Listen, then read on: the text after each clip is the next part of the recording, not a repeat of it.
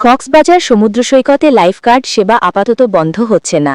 জেলা প্রশাসন জানিয়েছে, পর্যটকদের নিরাপত্তার কথা বিবেচনা করে আপাতত লাইফগার্ড সেবা চালু রাখা হবে। এতে পর্যটকদের মধ্যে স্বস্তি ফিরেছে। আজ মঙ্গলবার থেকে লাইফগার্ড সেবা বন্ধ হওয়ার কথা ছিল। 2012 সাল থেকে যুক্তরাজ্যের আন্তর্জাতিক সংস্থা রয়্যাল ন্যাশনাল লাইফবোট ইনস্টিটিউটের অর্থায়নে বেসরকারি প্রতিষ্ঠান সি সেফ লাইফগার্ড কলাতলি থেকে লাবণী পয়েন্ট পর্যন্ত 5 কিলোমিটার সৈকতে উদ্ধার কাজ চালাচ্ছে।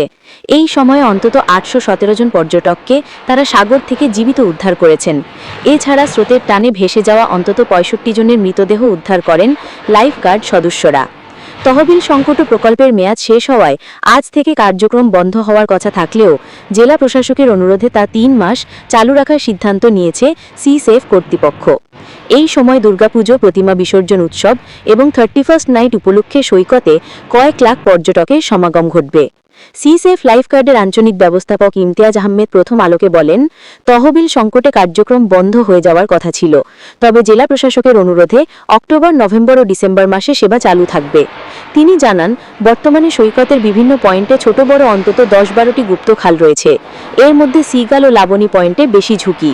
গত 2 দিনে স্রোতের টানে ভেসে যাওয়া 17 জনকে জীবিত উদ্ধার করা হয়েছে। নবাগত জেলা প্রশাসক মোহাম্মদ আব্দুল মান্নান বলেন, লাইফগার্ড না থাকলে পর্যটকদের জীবন ঝুঁকিতে পড়বে। এই কারণে সেবা চালু রাখার সিদ্ধান্ত নেওয়া হয়েছে। RNLIকে চিঠি দেওয়া হয়েছে। সাড়া না মিললে স্থানীয়ভাবে তহবিল সংগ্রহের উদ্যোগ নেওয়া হবে।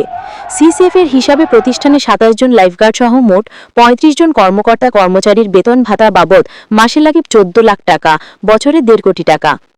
হোটেল রিসর্ট মালিক সমিতির সাধারণ সম্পাদক মুকিম খান বলেন, হোটেল মালিকদের উপর লাইফগার্ড সেবার দায়িত্ব চাপানো হয়েছে, কিন্তু তাদের অভিজ্ঞতা নেই আর মাসে 14-15 লাখ টাকা বহন করাও সম্ভব নয়।